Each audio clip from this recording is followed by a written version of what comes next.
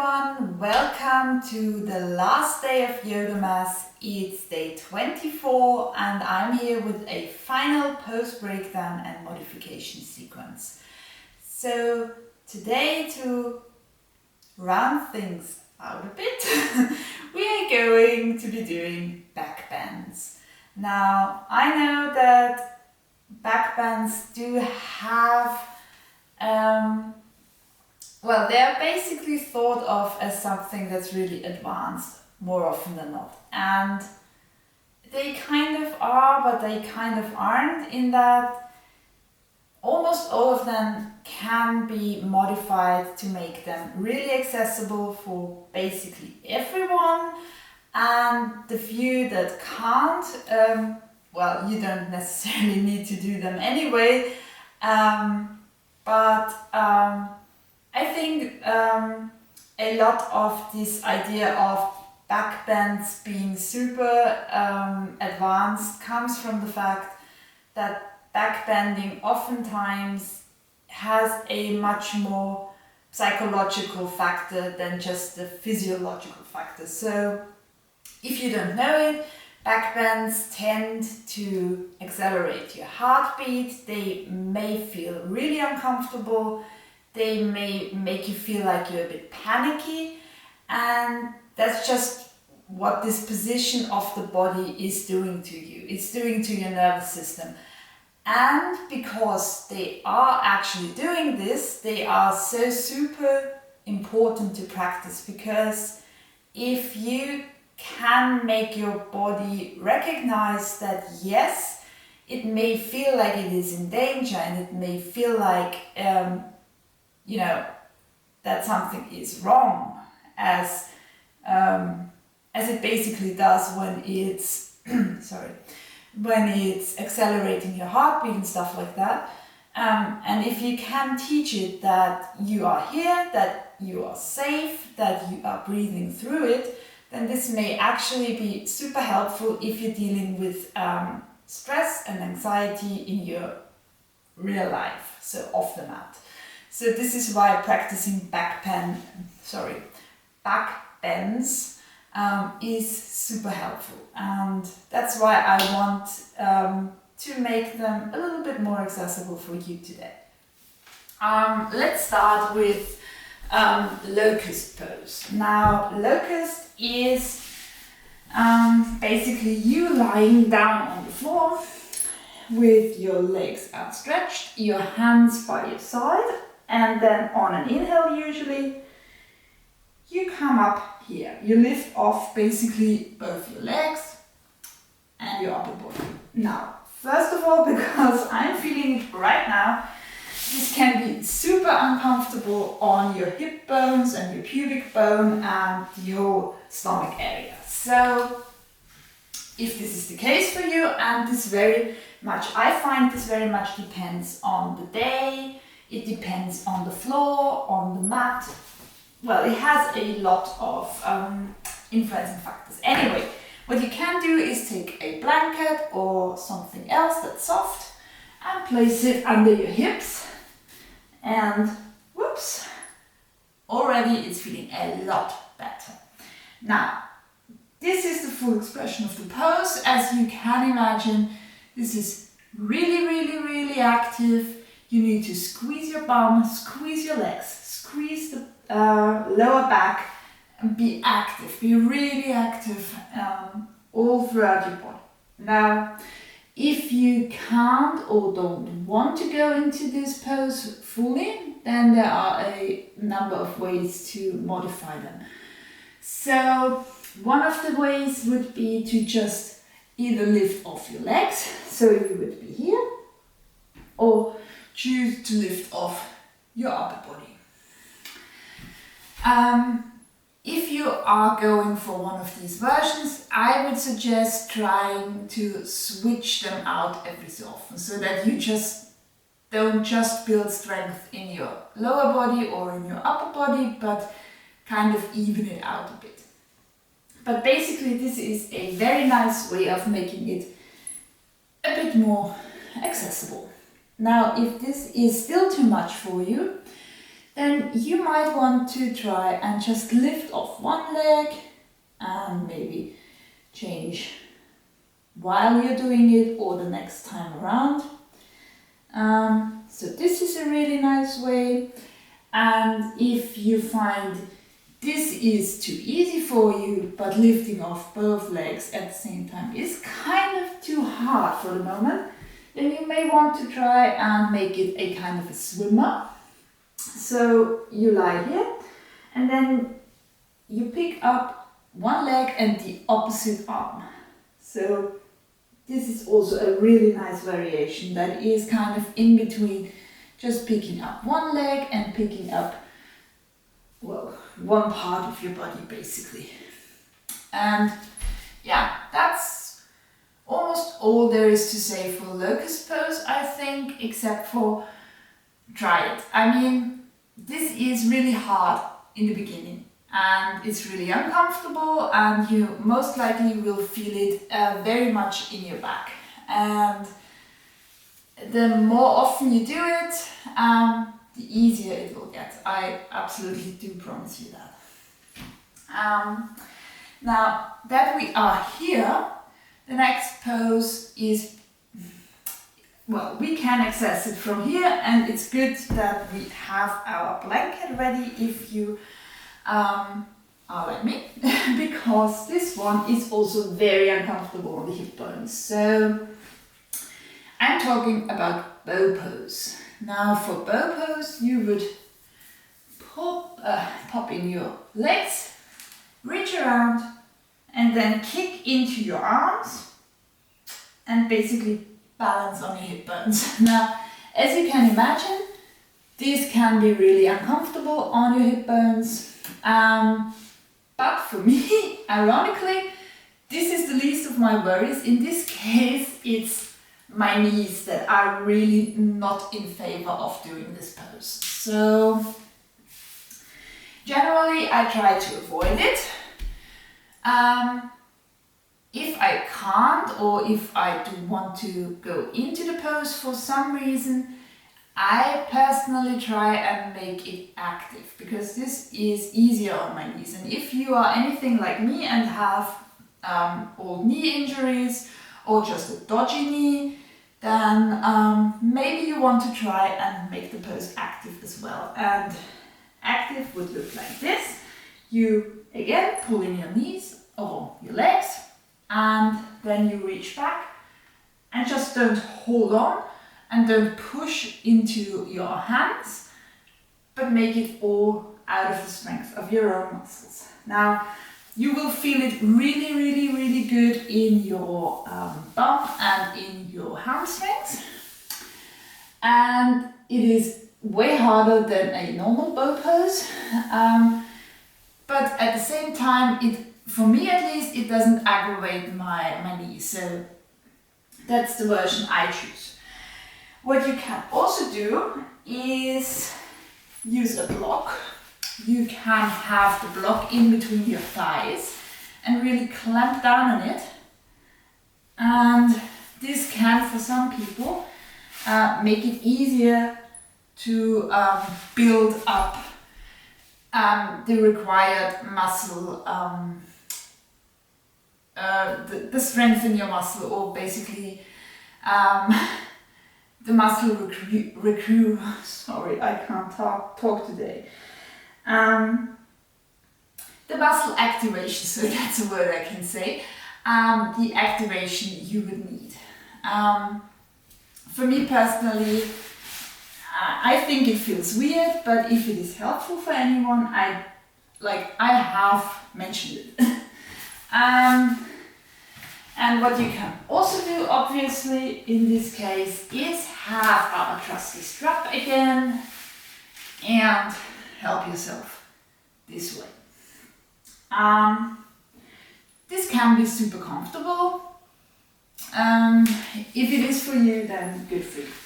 Now, bow pose has a variation that is super comfortable, particularly if you live in a larger body, if you are pregnant, if you for some reason cannot lie on your front very well, then bow can also look like this.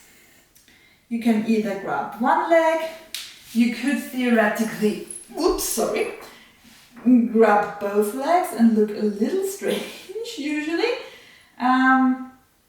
But this is a nice variation, and you can also kind of do an active version where you just don't hold on to your leg, but just reach for it. So that would be a nice variation.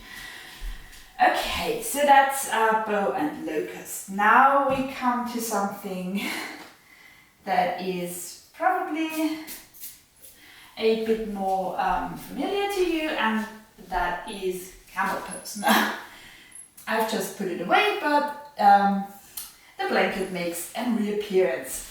Basically, when I was doing my yoga teacher training, one of the first classes I took did involve a camel pose, and the teacher said something that has stuck with me ever since, namely, make sure to set yourself up for success.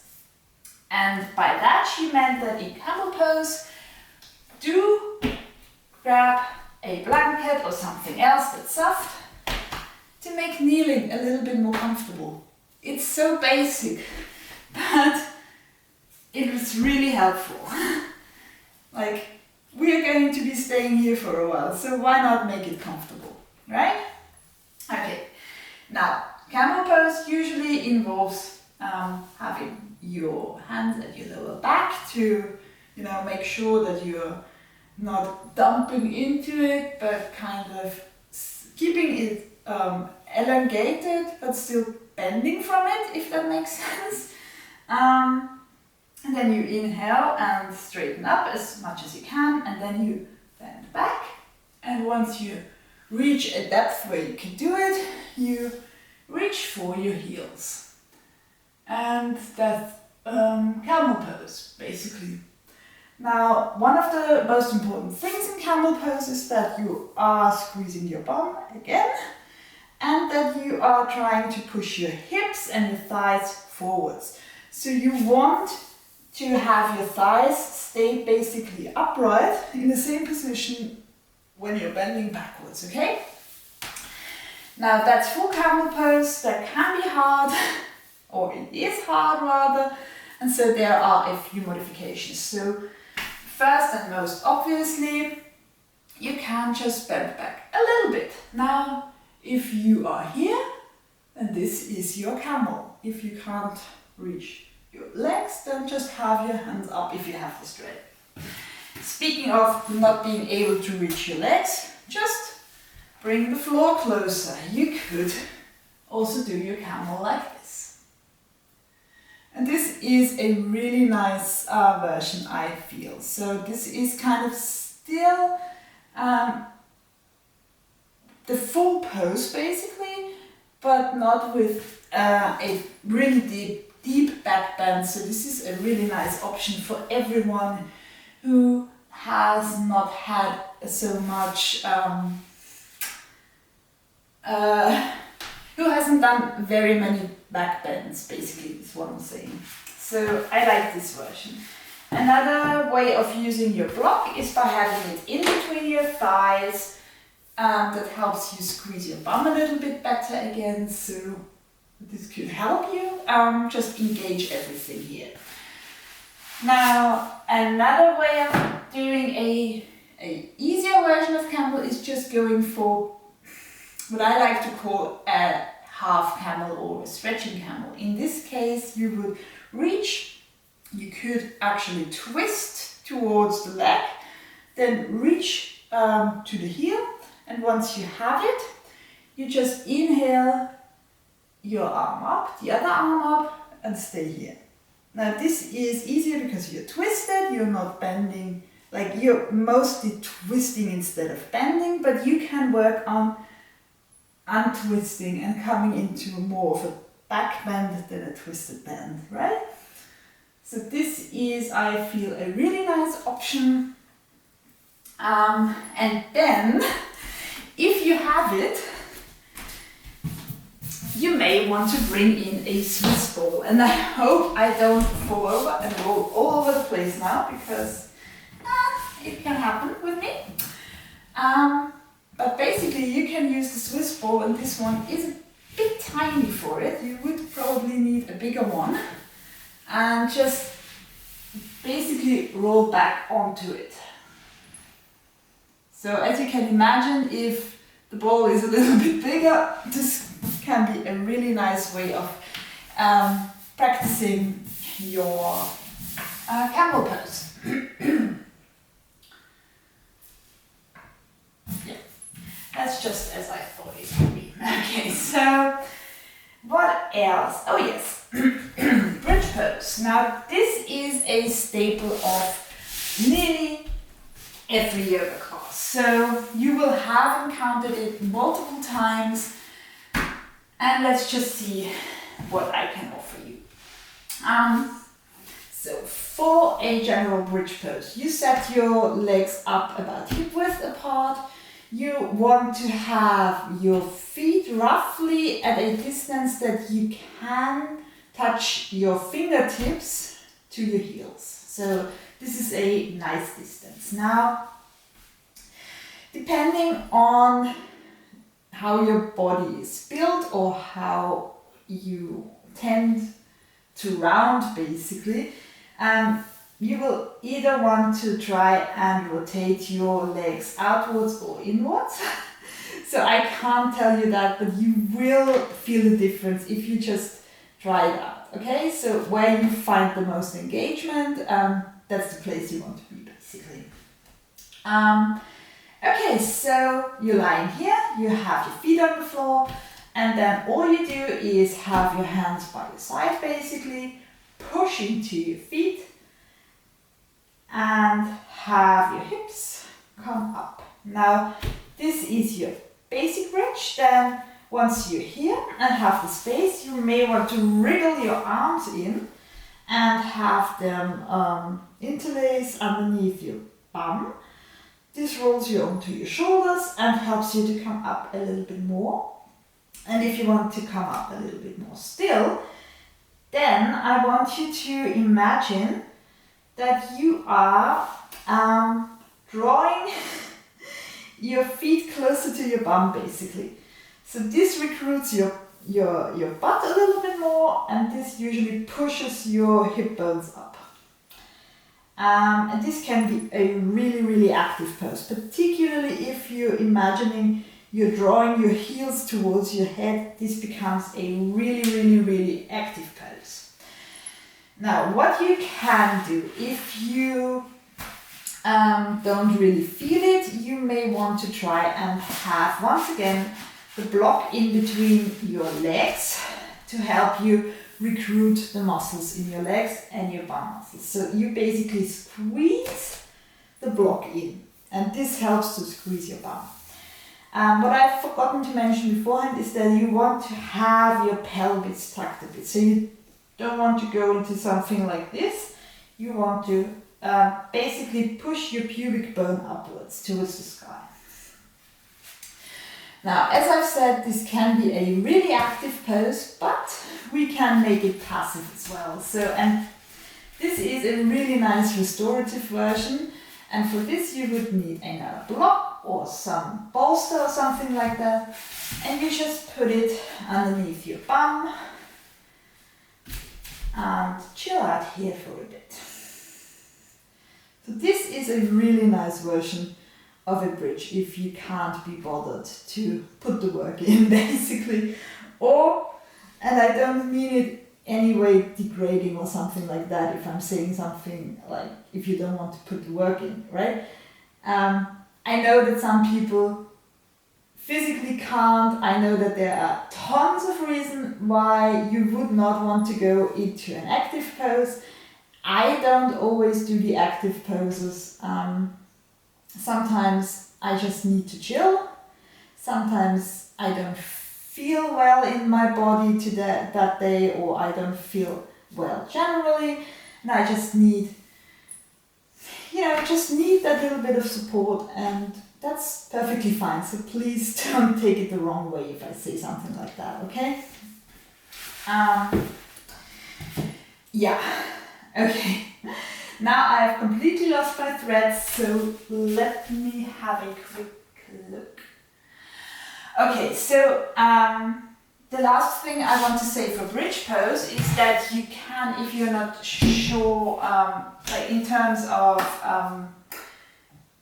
if your knees are not, they should, basically your knees should be staying stacked over your ankles, and if you feel like your knees are going somewhere they shouldn't be, you may want to try and place your legs against a wall or a chair.